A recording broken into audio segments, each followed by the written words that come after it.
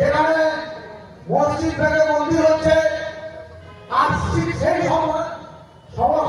ঠিক সেই সমস্যা সময়টায় আমাদেরকে একটা বাড়তি সমস্যায় পড়তে হচ্ছে। এখানে মশারির ব্যাপারে একটা নতুন মশারি, লজ্জার কথা, আলোচনা করতে লজ্জা লাগে।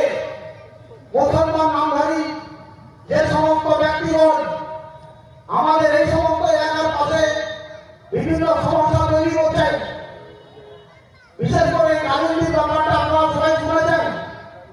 আমি গত কয়েকদিন আগে আর সাংবাদিক সম্মেলন শুনলাম, কালিন্দির সভা কমিটির কিছু কর্তা ব্যক্তি সহ কিছু রাজনৈতিক ব্যক্তি ওই আলোচনায় সাংবাদিক সম্মেলনে বসে বলছে যে কাঁদি মুসলিম সভা কমিটির কাছে যদি ওনারা আবেদন করেছিলেন, তাহলে কাঁদি মুসলিম সভা কমিটি কেন আমাদের কাছে আবেদন করলেন না?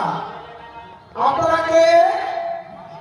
আপনারা কোনজনের মুসলমান? এতদিন ধরে শুনছেন একটা মন্দির রয়েছে, তার নির্মাণ হয়েছে, 5 ওয়াক্ত নামাজ হচ্ছে, এখন কেউ বা